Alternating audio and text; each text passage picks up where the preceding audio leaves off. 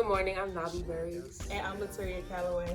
On today's news, we will be discussing how the people of Uganda have been victims of serious violations of human and peace rights from the time of their independence. The regimes of the power-hungry Milton Obote and the reign of terror of the notorious Idi Amin have been major causes of this happening. In Uganda, genocide has been largely destructive and has gone on for years without proper remedial measures. But the big question is, why? If you didn't know, Uganda, also known as the Pearl of Africa, is located in East Africa. We're going to take it to Jeffrey Bryan in 1894, covering the British colonization of Uganda. Thank you, Latoya and Nabi. Prior to the 1894 colonization of Uganda, the Berlin Conference took place in 1884, which was the segregation of Africa in the country by geometrical boundaries, with complete disregard for tribal territories already constituted by local inhabitants.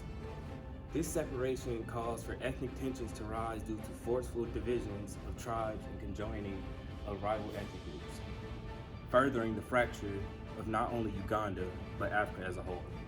Back to you guys. Thank you, Jeff. During the Anglo-German Agreement in 1890, Uganda formally became a British territory. This means that the British now starts to dominate Uganda. Uganda signed treaties giving the British rights to harvest cotton in exchange for protection against other African tribes in 1894. However, the British tricked Ugandan rulers to sign the treaties that allowed for them to take their natural resources, but they didn't really respect their promise to protect them from African tribes. Hello, I'm Raylan Bottle, and you are here on Uganda Needs Change. I'm going to be interviewing Milton Obote, a former Ugandan president, to get his insight on Uganda. Thank you. So Milton, what really drove you to kill over 500,000 people? You say why I killed 500,000 people? I killed 500,000 people because I wanted to do it for the better of Uganda. People need a strong leader. I abolished laws, getting rid of the limited powers of the traditional leadership in Uganda.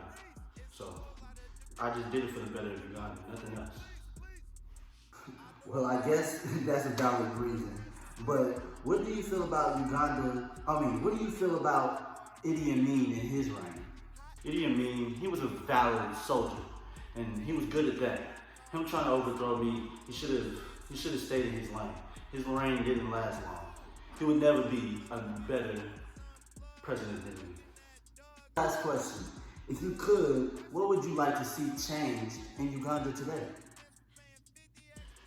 So Uganda today, it lacks leadership, it lacks focus. It needs to be more killing,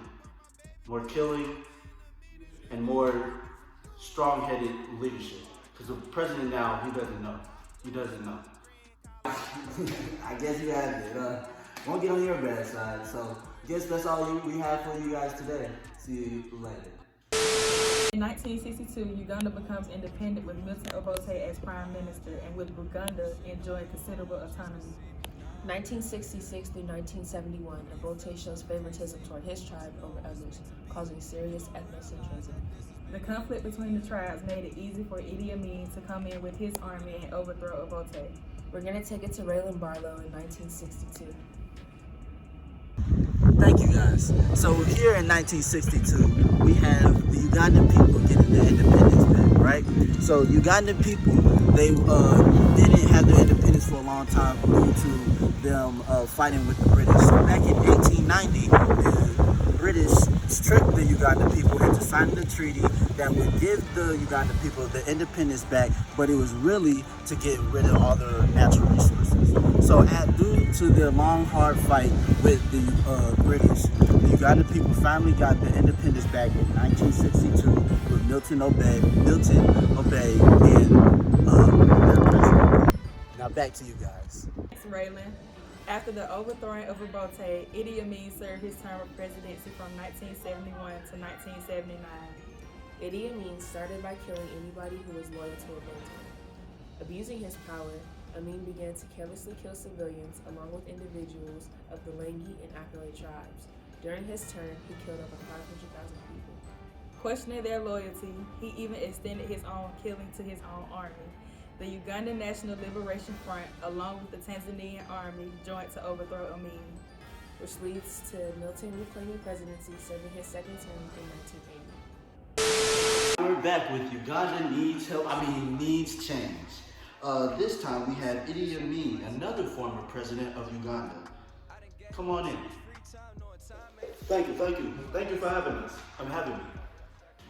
Just a few questions for you. I know you're a former military officer, right?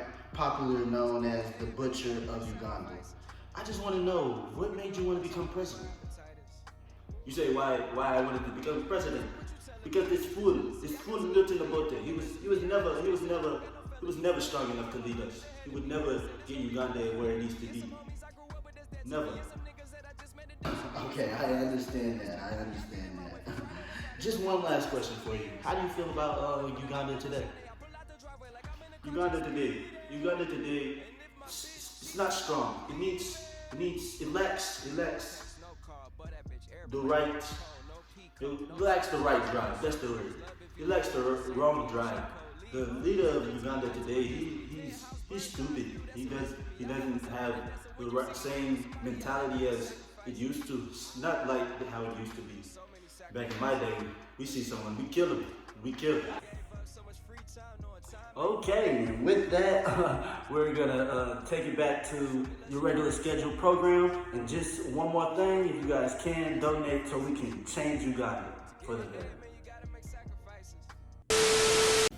Immediately after Milton regains power, a civil war between ethnic groups begins from 1980 to 1985. Obote was defeated for a second time in a 1985 coup by Yoweri Museveni. Museveni claims presidency in 2005 and has been president since. Now we're going to take it to Samuel Harvey interviewing Museveni. Thank you guys. Today we have Yoweri Museveni. How do you feel about Uganda's past? So Uganda's past, to me, I feel is very negative driven. You know, we had Milton and Amin kind of striving Uganda into like a dictatorship, and you know, me as my president reign, we're not dealing with any of that. So, how is Uganda today? So Uganda today, you know, we still have our fair share of problems. Today we just signed our new tax with Africa. So you know, we're going on a big positive stride. And what year did you take office? The year I took office was 1986. Thank you, and have a good day.